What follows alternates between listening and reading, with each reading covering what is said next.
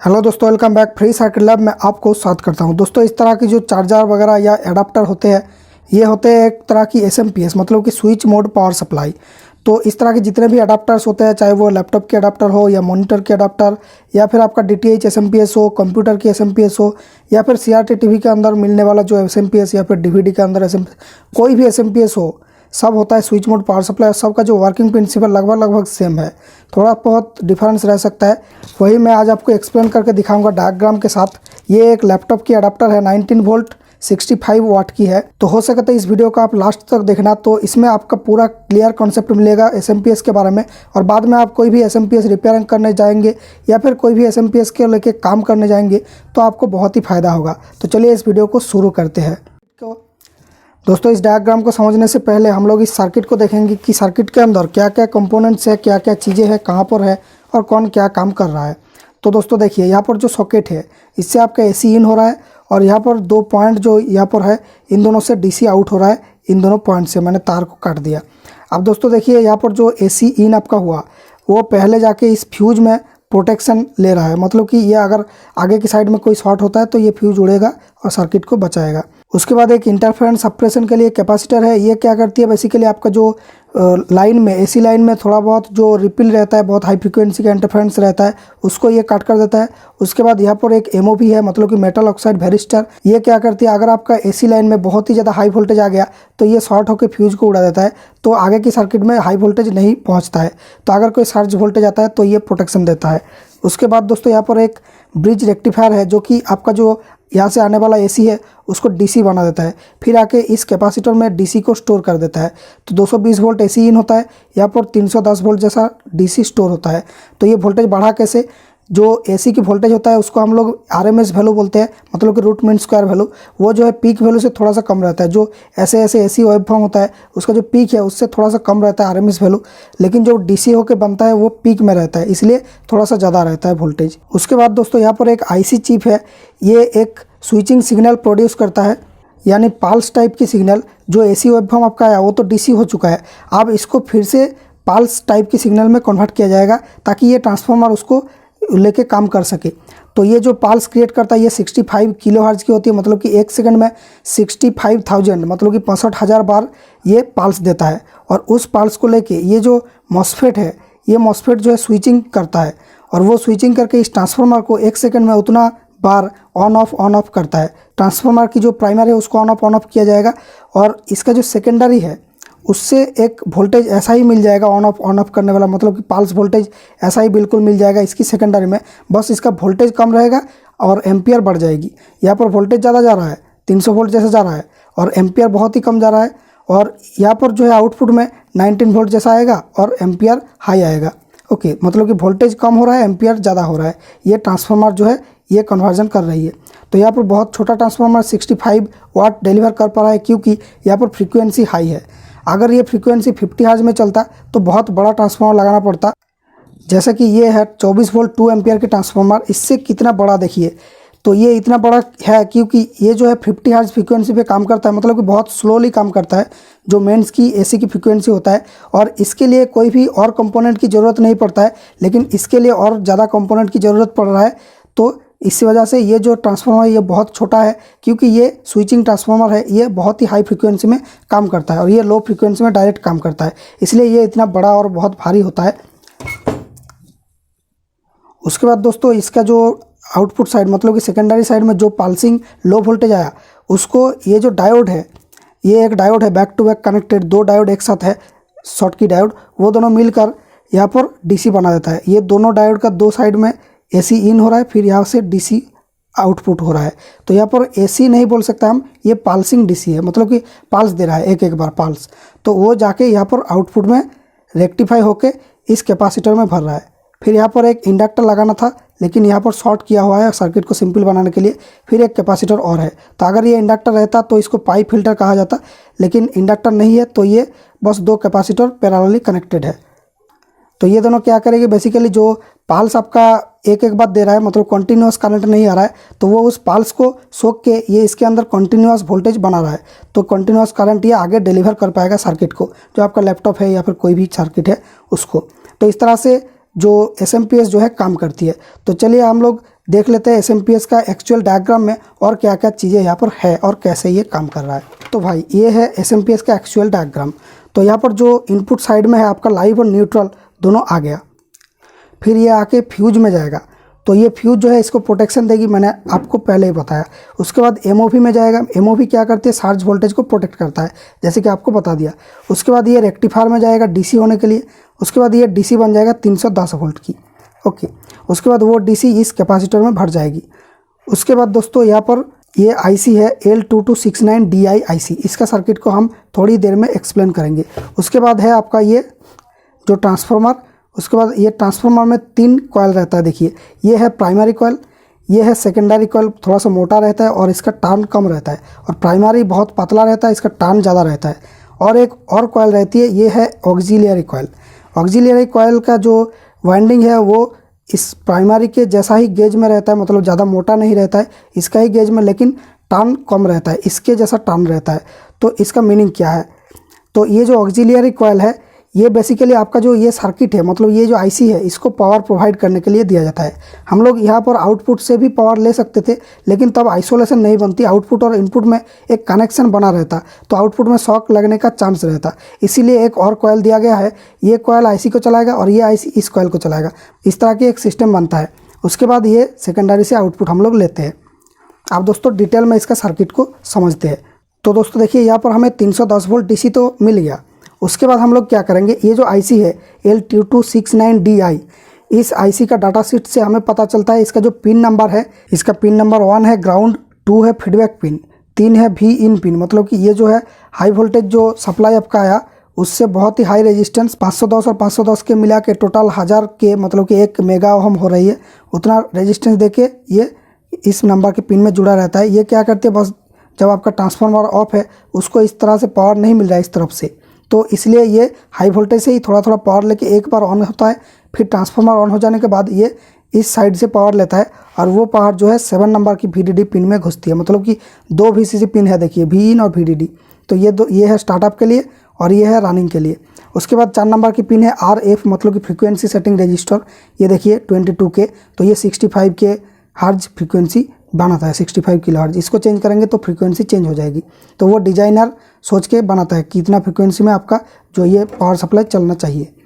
उसके बाद दोस्तों है RT, 5 नंबर की पिन। RT मतलब कि थर्मल रेजिस्टेंस, मतलब कि अगर आप कोई थर्मल प्रोटेक्शन देना चाहते हैं कि ट्रांसफार्मर बहुत ज़्यादा हीट हो रहा है तो इस सप्लाई को ये बंद कर देगा, तो यहाँ पर आपको एक थर्मिस्टर लगाना पड़ेगा।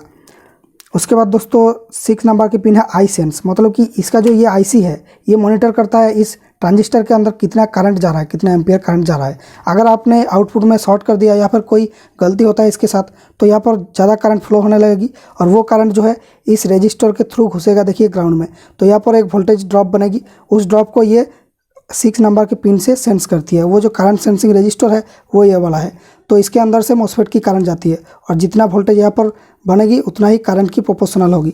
तो करंट ज़्यादा हो गया तो ये जो है IC स्विचिंग को मॉडिफाई कर देगा ताकि करंट कम में रहे ये। उसके बाद है 7 नंबर की VDD आपको बता दिया, और 8 नंबर की जो पिन है ये है गेट पिन, मतलब कि यही है वाइटल पिन जो गेट को ड्राइव कर रहा है। ये जो MOSFET है 7N65, इसका गेट को ये ड्राइव कर रहा है। अब चलिए इस जगह को हम लोग अच्छे से समझते हैं।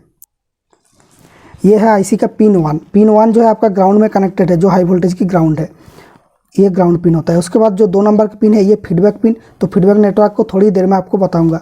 उसके बाद है 3 नंबर पिन जो आपको बता दिए, ये स्टार्टअप के लिए होता है। 4 नंबर की पिन जो है ये फ्रीक्वेंसी सेटिंग आपको बता दिया। उसके बाद 5 नंबर की है ये 25.5 किलो ओहम एक रेजिस्टेंस लगा हुआ है, ये है आपका थर्मल प्रोटेक्शन पिन। लेकिन ये रेजिस्टेंस परमानेंट रेजिस्टेंस अगर लगा देते हैं तो थर्मल प्रोटेक्शन नहीं मिलेगा, अगर आप लोग थर्मिस्टर लगाते हैं तो थर्मल प्रोटेक्शन मिलेगा। इसको आप लोग इस IC का डाटा शीट से देख सकते हैं, L2269DI ये है इसका नाम। उसके बाद दोस्तों है आपका पिन 6। पिन 6 में क्या होता है, ये करंट सेंसिंग रेजिस्टेंस, मतलब करंट सेंसिंग पिन। तो ये जगह आपका वाइटल है जानना, ओके। तो जो पॉजिटिव लाइन है हाई वोल्टेज का वो जो है आपका ट्रांसफार्मर की प्राइमरी की इस जगह पर कनेक्टेड है। उसके बाद प्राइमरी की जो और एक पॉइंट है वो दोस्तों आके इस जो MOSFET है इसका इस वाले पिन में कनेक्टेड है। ये है आपका ड्रेन पिन, तो ये है D पिन, ये है सोर्स पिन और ये है गेट पिन। तो ड्रेन पिन में ये कनेक्टेड है, मतलब कि करंट जो है यहाँ से आके यहाँ पर पहुँचेगी। जब आपका MOSFET ऑन हो जाएगा तो ये करंट जो है यहाँ से आके इस जगह पर आउटपुट करेगी। उसके बाद ये करंट सेंस रजिस्टर 0.33 ओहम इसके अंदर से जाएगी, फिर ये ग्राउंड में चली जाएगी। तो जितना करंट इसमें जाएगा उतना ही वोल्टेज प्रोपोर्शनली इस पॉइंट में डेवलप होगी, और वो वोल्टेज जो है एक प्रोटेक्शन रजिस्टर के अंदर जाएगा। मतलब अगर ये रेजिस्टेंस ना होता तो ये जो है डायरेक्टली इसके साथ कनेक्ट कर सकते थे, लेकिन अगर ये मॉसफेट शॉर्ट हो गया तो ये आईसी को उड़ा देगा। इसलिए एक प्रोटेक्शन रेजिस्टेंस 560 ओहम एक लगा हुआ है इस जगह पर, और एक कैपेसिटर लगा हुआ है। इसका जो इफेक्ट है इसको थोड़ा सा कम करने के लिए, मतलब कि तुरंत ये रेस्पॉन्स ना करे, थोड़ा सा बाद में रेस्पॉन्स करे, इसलिए आरसी नेटवर्क लगा हुआ है। ये प्रोटेक्शन भी देता है और एक डिले भी प्रोवाइड करती है इस कैपेसिटर और इस रजिस्टर में मिलके, ताकि ये तुरंत रेस्पॉन्स ना करे। तुरंत रेस्पॉन्स करना ठीक नहीं है, गलत हो सकती है, इसलिए ये थोड़ा सा वेट करके रेस्पॉन्स करेगा, इसलिए ये कैपेसिटर और रजिस्टर लगा हुआ है। फिर ये जो है 6 नंबर की पिन में जा रही है, जो एक्चुअल में आई सेंस की पिन है, 6 नंबर करंट सेंसिंग पिन। उसके बाद दोस्तों 7 नंबर की पिन जो है VDD है। तो 7 नंबर की पिन में VDD कैसे मिल रहा है वोल्टेज? तो ये जो ऑक्सिलियरी सप्लाई है, मतलब कि सेकेंडरी में जितना वोल्टेज बनता है उसके लगभग वोल्टेज इसमें भी बनता है। इसमें 19 वोल्ट बन रहा है, तो इसमें भी लगभग 20 वोल्ट या 15 वोल्ट जो भी वोल्टेज लगभग होता है, मतलब लो वोल्टेज ये बनता है। फिर ये जाके एक जो डायोड है इससे रेक्टिफाई होकर इस वाली कैपेसिटर 50 वोल्ट 22 माइक्रोफैराड इस कैपेसिटर में भरती है। उसके बाद ये जो है वोल्टेज ये इस लाइन के थ्रू यहाँ पर जंप हुआ, कनेक्टेड नहीं है, यहाँ पर भी जंप हुआ, तो इस लाइन के थ्रू जाके ये 7 नंबर पिन में डायरेक्टली कनेक्टेड है। तो ये वाला जो कैपेसिटर है जिसमें ये वोल्टेज भर रहा है वो है ये वाली कैपेसिटर। ओके, तो इसमें वोल्टेज भर रहा है, फिर ये आईसी चलेगा इस वोल्टेज से। उसके बाद दोस्तों इसका जो 8 नंबर की पिन है ये गेट ड्राइविंग के लिए है। तो इससे एक 5.6 ओहम की रेजिस्टेंस है गेट ड्राइविंग के लिए, और ये रेजिस्टेंस जाके यहाँ पर कनेक्टेड है, और उसके बाद एक 10 के रेजिस्टेंस जाके ग्राउंड किया हुआ है। ये मैंने अच्छे से ड्रॉ नहीं कर पाया जगह की कमी के लिए, तो आप सोच लेना कि ये 10 किलो ओहम रजिस्टर से ग्राउंड में कनेक्टेड है। तो ये 10 किलो ओहम क्यों है? क्योंकि मॉसफेट की प्रॉपर्टी ऐसा होता है, अगर आप इसको ऑन कर दोगे तो ये ऑन ही रह जाएगा, और अगर ऑफ कर दोगे तो ऑफ ही रह जाएगा। मतलब एक बार वोल्टेज देके वोल्टेज को हटा लिया तो ये ऑफ नहीं होगा, ये ऑन ही रह जाएगा।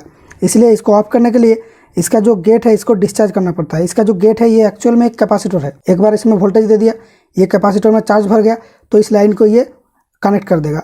उसके बाद ये चार्ज को हम लोग जब तक ना इसको ग्राउंड करें तब तक ये ऑन रहेगा। इसीलिए जो बहुत यूट्यूब पे वीडियो मिलता है मॉसफेट से टच स्विच बनाते हैं, एक बार टच कर दिया तो वो ऑन होकर रह जाती है, और एक बार ग्राउंड से टच किया तो वो ऑफ हो जाता है। तो ये होता है मॉसफेट का लैचिंग।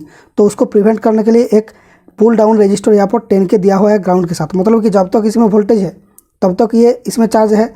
जब ही वोल्टेज हटा लिया तो ये 10 के से जो चार्ज है ये ग्राउंड हो जाएगी। तो क्या होगा, मॉसफेट ऑफ हो जाएगी तुरंत, क्योंकि हम नहीं चाहते गलत टाइम पे मॉसफेट ऑन रहे तो ये मॉसफेट ख़राब हो सकती है। उसके बाद दोस्तों ये पॉइंट जो है 5.6 ओहम ये क्यों लगाया? हम तो 8 नंबर पिन से डायरेक्टली गेट में कनेक्ट कर सकते थे। तो इसका भी एक वजह है, जो ये 5.6 ओहम रेजिस्टेंस है वो करंट लिमिट करता है। मतलब कि ये जो गेट है ये मैंने बोला एक कैपेसिटर की तरह है। तो कैपेसिटर में जब आप पहले वोल्टेज देंगे, जब इसमें कोई भी चार्ज नहीं है, पहली बार वोल्टेज देंगे तो कैपेसिटर बहुत ही हाई करंट डिमांड करता है। फिर जब इसमें कैपेसिटर में वोल्टेज बढ़ती है तो वो करंट जो है धीरे धीरे कम होता है। तो ये बहुत हाई करंट डिमांड करेगा, तो इसका जो आउटपुट सेक्शन है आईसी का वो डैमेज हो सकती है, और ये बहुत ही कम टाइम में कुछ नैनो सेकंड में होती है। तो इसलिए जब आप 65 किलोहर्ट्ज में बहुत हाई स्पीड में स्विचिंग करता रहेगा तो ये जो है इसका आउटपुट सेक्शन ख़राब हो सकती है। इसलिए एक रजिस्टर दिया हुआ है ताकि करंट लिमिटेड रहे और इसके आउटपुट सेक्शन में ओवरलोड ना डाले ये गेट की जो कैपेसिटेंस ये। तो ओके दोस्तों, यहाँ पर जो सर्किट था ये मैंने बता दिया। अब इसके बाद ये जो सर्किट है ये क्या है, इसको बोलते हैं एक स्नैपर नेटवर्क। तो ये कहाँ पर बना हुआ है, देखिए जो इस ट्रांसफार्मर का प्राइमरी है इन दोनों पॉइंट के बीच, उसके बाद देखिए इस पॉइंट से एक डायोड है, फिर जाके एक कैपेसिटर में चार्ज भर रहा है और वो दोनों रजिस्टर से डिस्चार्ज हो रहा है। तो ये सिस्टम क्यों बनाया गया है, यहाँ पर देखिए ये सिस्टम बना हुआ है। तो उससे क्या होगा, जो आपने मॉसफेट को एक बार ऑन किया तो इससे करंट फ्लो हुआ, ठीक है, करंट फ्लो हुआ। उसके बाद जब मॉसफेट को ऑफ करेंगे तो इस जो कोर है, ट्रांसफार्मर का कोर है, इसमें थोड़ा सा मैग्नेटाइजेशन रह जाती है। ये आउटपुट में थोड़ा सा करंट टर्न रहा है लेकिन फिर भी थोड़ा सा लीकेज इंडक्टेंस इसमें रह जाती है इस वाइंडिंग का। उसके वजह से इसके अंदर एनर्जी स्टोर रहती है, मतलब मैग्नेटिक फील्ड स्टोर रहती है। उसके बाद वो मैग्नेटिक फील्ड जब कोलैप्स होगी तो इसमें जो है बहुत ही हाई एक पॉजिटिव वोल्टेज मिलता है। यहाँ पर पॉजिटिव था, यहाँ पर नेगेटिव था पहली बार जब आपने कनेक्ट किया था, तो ये तो पॉजिटिव के साथ कनेक्टेड है। तो इंडक्टर जो है बैक स्पाइक मारता है, मतलब जहाँ पर पॉजिटिव था ऑन होने के टाइम, जहाँ पर पॉजिटिव था ऑफ होने के टाइम वहाँ पर नेगेटिव बना देता है और उल्टा साइड में पॉजिटिव बना देता है। और ये वोल्टेज जो है ये बहुत ही हाई में चला जाएगा अगर ये करंट कहीं जाने का रास्ता नहीं मिलता है इसको। तो ये बहुत ही हाई वोल्टेज बना देगा। इसको बैक स्पाइक बोलते हैं इंडक्टर का, जैसे रिले की कॉइल में हम लोग डायोड लगाते हैं वो स्पाइक को रोकने के लिए। तो इसी तरह से वो जो स्पाइक है वो वोल्टेज इस ट्रांजिस्टर को डैमेज कर सकता है और इस ट्रांजिस्टर के अंदर करंट फ्लो कराने की ट्राई कर सकता है अगर ये नेटवर्क ना होता तो इस बैक स्पाइक के कारण मॉस्फेट ख़राब ना हो, इसलिए ये जो स्नैप ऑन नेटवर्क ये दिया हुआ है। जो एक्सेस एनर्जी इस कॉइल में रह जाती है वो जो है आके इस डायोड के थ्रू इस कैपेसिटर में भर जाएगी। फिर दोस्तों ये इन दोनों रजिस्टर के थ्रू जो है डिसिपेट हो जाएगी हीट के फॉर्म में। और दोस्तों उसके बाद जो सेकेंडरी पॉइंट है, ये जो है आपका सेकेंडरी कॉइल थोड़ा सा मोटा रहता है और क्योंकि ये एम्पियर ज़्यादा देता है इसलिए मोटा रहता है और इसका टार्न जो है कम रहती है इसके कंपैरिजन में। उसके बाद दोस्तों इसका जो वोल्टेज है वो एक डायोड के थ्रू रेक्टिफाई हो रहा है। देखिए इसका वोल्टेज जो है दो साइड में घुस रहा है डायोड की, फिर बीच से निकल रहा है। ठीक है, दो डायोड है एक पैकेज में और ये हीट सिंक के साथ कनेक्टेड रहती है, ये वाली डायोड यहाँ पर है। उसके बाद देखिए यहाँ पर दो साइड में घुस रहा है और बीच से निकल रहा है। ओके, इस तरह से। उसके बाद इसके साथ भी एक स्नैप ऑन नेटवर्क है एग्जैक्टली सेम रीजन के लिए, जो है आपका इंडक्टर के बैक स्पाइक को सोखने के लिए, जो इस डायोड को ख़राब कर सकता है। उसके बाद दोस्तों यहाँ पर एक हाई वैल्यू की कैपेसिटर है 25 वोल्ट 1000 माइक्रोफैराड। उसके बाद एक 2K रजिस्टर है जो कि इस कैपेसिटर को डिस्चार्ज करेगा जब आपने इसको यूज नहीं कर रहे हैं। उसके बाद दोस्तों यहाँ पर 680 माइक्रोफैराड की और एक कैपेसिटर है। यहाँ पर एक इंडक्टर होना था लेकिन यहाँ पर जो सर्किट है उसमें शॉर्ट किया गया है, उसको एलिमिनेट किया गया है। उसके बाद एक LED है रेजिस्टेंस के थ्रू, ये दिखाने के लिए कि ये चीज़ ऑन है। उसके बाद यहाँ पर output voltage 19 volt DC output हो जाती है। अब दोस्तों आएंगे हम लोग जो फीडबैक सेक्शन, इसमें ये एक इंटेलिजेंट सेक्शन है। दोस्तों आपने देखा होगा कि इस तरह की जो सप्लाई वगैरह होती है वो इनपुट की वोल्टेज के ऊपर डिपेंड नहीं करता है। इनपुट में आपने चाहे 220 वोल्ट 250 वोल्ट या फिर 150 वोल्ट भी क्यों ना दे, इसका जो आउटपुट है इसमें 19 वोल्ट हमेशा आता रहता है। कितना भी लोड दे इसका वोल्टेज कम नहीं होता है जब तक आपका जो एम्पियर रेटिंग है उससे आगे नहीं जाते हैं। लेकिन इस तरह की जो ट्रांसफार्मर्स होते हैं इसका वोल्टेज जो है डाउन हो जाती है अगर ज़्यादा करंट इससे खींचते हैं, या फिर इनपुट में वोल्टेज कम होती है तो आउटपुट में वोल्टेज भी डाउन हो जाती है। तो इसमें क्या खास है जिसके कारण ये वोल्टेज डाउन नहीं होता है, चाहे इनपुट में आप कम भी वोल्टेज दो या फिर आउटपुट में लोड भी ज़्यादा कर दो। तो यही होता है फीडबैक का मीनिंग। मतलब कि ये फीडबैक नेटवर्क क्या करती है, बेसिकली आउटपुट के वोल्टेज को हमेशा मापता रहता है कि 19 वोल्ट आ गया कि नहीं आया। जब तक ना आता है तब तक इसका जो पाल्स है उसका विड्थ को ये बढ़ाता रहता है। मतलब कि ट्रांसफार्मर में ज़्यादा पावर देने लगता है जब तक ना यहाँ पर 19 वोल्ट DC आ जाए। आपने लोड बढ़ा दिया या फिर यहाँ पर वोल्टेज कम कर दिया तो इस नेटवर्क को पता चल जाती है कि यहाँ पर 19 वोल्ट नहीं आ रहा है, तो ये इनपुट की जो पावर है उसको बढ़ाता है। तो यही है सिस्टम फीडबैक की। तो ये कैसे काम कर रही है देखिए दोस्तों। फीडबैक सिस्टम में दो मेन कंपोनेंट है, एक TL431 चिप और एक है PC817 एक ऑप्टो कपलर। ये जो डॉट डॉट बना हुआ है ये एक ही डिवाइस है, इसके अंदर आइसोलेशन है, मतलब कि बीच में कोई कनेक्शन नहीं है। एक LED है और एक फोटो ट्रांजिस्टर है और ये ऑप्टो कपलर और ये TL431 यहाँ पर कनेक्टेड है बोर्ड में। देखिए ये ऑप्टो कपलर है और ये है TL431, ये वाला है इसका पिन नंबर 1, मतलब कि ये वाला साइड। ओके, डॉट बना हुआ रहता है इसमें। और ये TL431 ट्रांजिस्टर जैसा दिखता है लेकिन ये ट्रांजिस्टर नहीं है, एक्चुअल में एक IC होता है। इसके अंदर एक ऑप एम्प और एक ट्रांजिस्टर रहती है। अब देखिए ये फीडबैक सिस्टम कैसे काम कर रही है। जो आपका पॉजिटिव इनपुट साइड से पॉजिटिव आया वो आके इस तार में है और जो नेगेटिव है वो इस तार में है, तो इसको आप लोग पॉजिटिव समझना और ये है नेगेटिव। उसके बाद दोस्तों यहाँ पर एक वोल्टेज डिवाइडर नेटवर्क है, देखिए 3.9 के और 26 के। तो इससे क्या होता है, जो वोल्टेज है पॉजिटिव में आया वो थोड़ा सा कम हो जाती है और ये इस पॉइंट में थोड़ा सा कम वोल्टेज मिलने लगता है। वो कितना कम मिलेगा वो एक वोल्टेज डिवाइडर की फॉर्मूला है, उससे हमें पता चलता है। सॉरी फ्रेंड्स, ये होगा 26 के और ये होगा 3.9 के, ये मैंने गलत कर दिया, और ये है 1 के, बताता हूँ। अब दोस्तों यहाँ पर जो TL431 डिवाइस है, इस डिवाइस का एक खास प्रॉपर्टी ये है कि इसका 3 पिन रहता है। ये होता है रेफरेंस, ये है कैथोड मतलब कि माइनस वाली पिन, और ये है एनोड। ओके, तो ये ट्रांजिस्टर जैसा दिखता है। तो इसका जो एनोड और कैथोड है ये दोनों आपस में कनेक्ट होगी एक शर्त पे। वो शर्त क्या है, जो 1 नंबर की पिन है मतलब कि रेफरेंस पिन, इसमें 2.5 वोल्ट आना चाहिए इसके रेस्पेक्ट में। इसको आपने ग्राउंड कर दिया तो इसके रेस्पेक्ट में इसमें 2.5 वोल्ट जब आती है, मतलब 1 नंबर की पिन में 2.5 वोल्ट जैसे ही आ गया वैसे ही ये इन दोनों को कनेक्ट कर देगा, और जैसे ही 2.5 से कम हो गया तो इन दोनों के कनेक्शन को हटा देगा। तो ये होता है TL431 डिवाइस का सिस्टम। तो आपका जो आउटपुट है इसमें आपका वोल्टेज जो है धीरे धीरे बढ़ रहा है। समझना कि आपका आउटपुट में 19 वोल्ट पहले नहीं आया, धीरे धीरे बढ़ रहा है। तो ये पहले 1-2 वोल्ट करके 10 वोल्ट 12 वोल्ट इस तरह से बढ़ रहा है। फिर जब 2.5 वोल्ट आ गया, जब तक ये 2.5 वोल्ट यहाँ पर नहीं आया, जब तक ये बढ़ रहा है तब तक इसका जो ये वाले पॉइंट है और ये वाले पॉइंट है, ये दोनों कनेक्टेड नहीं था, ये दोनों डिसकनेक्टेड था। जैसे ही यहाँ पर 19 वोल्ट आ गया, ये दोनों रजिस्टर की वैल्यू ऐसे चुना गया है 26 के और 3.9 के कि इसमें 19 वोल्ट आने से ही इस पॉइंट में 2.5 आएगा, 2.5 वोल्ट।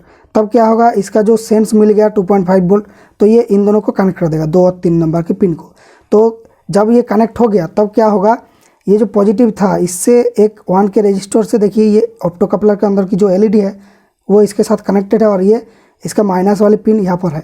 तो ये माइनस वाली पिन इसका ग्राउंड में जुड़ जाएगी देखिए, तो ये एलईडी जलेगी और ये जलने से क्या होगा, ये फोटो ट्रांजिस्टर ये ऑन हो जाएगी और ये ऑन होने से क्या होगा, इसका 2 नंबर पिन को ये जो है इसके थ्रू ग्राउंड में कनेक्ट कर दे रहा है देखिए। तो इसको पता चल जाएगा कि आउटपुट में आपका 19 वोल्ट आ चुका है, मतलब कि हमारा शर्त जो है पूर्ण हो चुकी है। अब हमें पाल्स की विड्थ को और बढ़ाना नहीं है, यहीं पे रखना है। तो आपको जो कोर कॉन्सेप्ट है वो समझ में आ गया कि जो फीडबैक है वो कैसे काम करती है। उसके बाद दोस्तों ये जो नेटवर्क ये मैंने नहीं बताया, ये क्या है, बेसिकली एक डिले नेटवर्क है, मतलब कि ये एक डिले बनाता है। यहाँ पर जैसे मैंने आपको बताया था कि तुरंत रेस्पॉन्स ना करना चाहिए, इस तरह की ये भी है, तुरंत रेस्पॉन्स जैसे ना करे इसलिए एक डिले नेटवर्क है। और यहाँ पर भी एक कैपेसिटर है डिले के लिए, ये भी तुरंत रेस्पॉन्स ना करने के लिए 2 नंबर पिन में। दोस्तों यहाँ पर एक चीज़ और है, जो ट्रांसफार्मर में 3 कॉइल मिलता है, उसमें से जो देखिए प्राइमरी कॉइल का डायरेक्शन उल्टा है, इसका जो डॉट है ये नीचे के साइड में बना हुआ है, बाकी दोनों में ऊपर के साइड में बना हुआ है, मतलब कि इसका डायरेक्शन उल्टा है। तो ये उल्टा क्यों रखा जाता है, ये जो सप्लाई होता है सिंगल ट्रांजिस्टर से चलती है, ये होती है फ्लाईबैक सिस्टम। फ्लाईबैक का मीनिंग ये होता है कि एक स्प्रिंग की तरह आप इसको समझे, तो इसको आपने टाना फिर छोड़ दिया तो ये ऊपर में फ्लाई करता रहेगा। तो जब तक आप टान रहे थे तब तक इसका एनर्जी जो है ये दोनों कॉइल में नहीं जा रही थी, तब तक ये एनर्जी जो है इसका कोर में ही स्टोर हो रहा था। एनर्जी ट्रांसफ़र क्यों नहीं होगी, क्योंकि ये डायोड जो है तब रिवर्स बायस में रहेगी।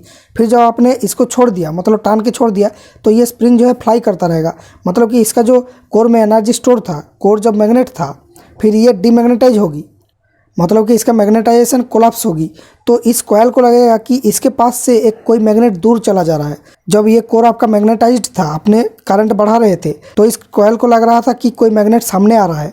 तब इसका जो डायोड है ये उल्टा बायस में था, तो ये आगे एनर्जी ट्रांसफ़र नहीं कर रही थी। फिर जब आपने इस ट्रांजिस्टर को बंद कर दिया, तब ये जो है मैग्नेटिक फील्ड जो है कम हो रहा है, मतलब कोलैप्स हो रहा है। तो इस कॉइल को लगेगा कि कोई मैग्नेट जो है इसके पास से दूर चला जा रहा है, तब भी इसमें वोल्टेज जनरेट होगी, लेकिन उल्टा पोलैरिटी में। तो तब उल्टा होने से क्या होगा, ये डायोड जो है फॉरवर्ड बायस हो जाती है, तभी ये कैपेसिटर में एनर्जी स्टोर करती है। इसीलिए इसको बोलते हैं फ्लाई बैक सिस्टम। थोड़ा सा ज़्यादा टेक्निकल हो गया, आई होप आपको मैं समझा पाया। अब दोस्तों यहाँ पर एक और कैपेसिटर है, ये क्यों है भाई, ये तो प्राइमरी और सेकेंडरी के बीच ही लगा हुआ है। ये देखिए आइसोलेशन यहाँ पर बना हुआ है, तो ये सेकेंडरी और प्राइमरी के बीच ही ये कैपेसिटर लगा हुआ, देखिए इन दोनों पॉइंट के बीच। ओके, तो ये क्यों रहता है भाई, तो इस कैपेसिटर की वजह से कभी कभी आउटपुट में आपको टेस्टर जलता है, मतलब कि आपको शॉक लगता है, बहुत ही लाइट शॉक लगता है। तो ये क्यों होता है, तो ये होता है एक सेफ्टी कैपेसिटर, क्लास X या Y1 कुछ कैपेसिटर रहता है। तो ये क्यों रहता है, क्योंकि जो आपका ट्रांसफार्मर है इसमें जो वाइंडिंग है, इन दोनों में एक कैपेसिटेंस बनती है, मतलब कि कोई भी चीज़ परफेक्ट नहीं होता है, इन दोनों वाइंडिंग जो है ये आपस में नज़दीक रहता है, इसलिए एक कैपेसिटेंस बन जाती है, स्ट्रे कैपेसिटेंस। तो उसके वजह से इसमें थोड़ा सा करंट चला जाता है, तो उस करंट को ये वापस प्राइमरी में ले लेता है, सोख लेता है, तो इसीलिए इसको दिया जाता है। और एक काम इसका है, जो यहाँ पर फ्रीक्वेंसी बन रही है ना 65 किलोहर्ट्ज़ की, तो वो जो फ्रीक्वेंसी है वो इस सब तार में जाके, ये जो आपका चार्जर का तार है इसमें जाके ये एंटेना जैसे रेडिएट हो सकती है, तो उसको रोकने के लिए भी ये कैपेसिटर काम आती है। उसको क्या करता है, इनपुट के साथ ये शॉर्ट कर देता है हाई फ्रीक्वेंसी करंट को, जो है 65 किलोहर्ट्ज़, तो उसको ये रेडिएट होने नहीं देता है। तो इस सप्लाई के आसपास जो भी कंपोनेंट आपका चल रहा है उसमें नॉइज नहीं डालेगा ये। तो ये बहुत ही टेक्निकल टर्म है, आई होप आप समझ गए। दोस्तों इस वीडियो में इतना ही। आई होप आपको ये वीडियो पसंद आया और इससे कुछ सीखने को मिला। अगर ऐसा है तो इस चैनल की दूसरा वीडियोज़ भी देखिए। अगर पसंद आता है तो इस चैनल को सब्सक्राइब करके बेल आइकन को दबा देना, तो आगे जितना भी मैंने इलेक्ट्रॉनिक्स की वीडियोज़ बनाऊंगा वो सब आपको मिलता रहेगा और आपको ज्ञान मिलता रहेगा इलेक्ट्रॉनिक्स के बारे में। तो दोस्तों थैंक यू फॉर वॉचिंग। मिलेंगे नेक्स्ट वीडियो में with A fresh and new idea.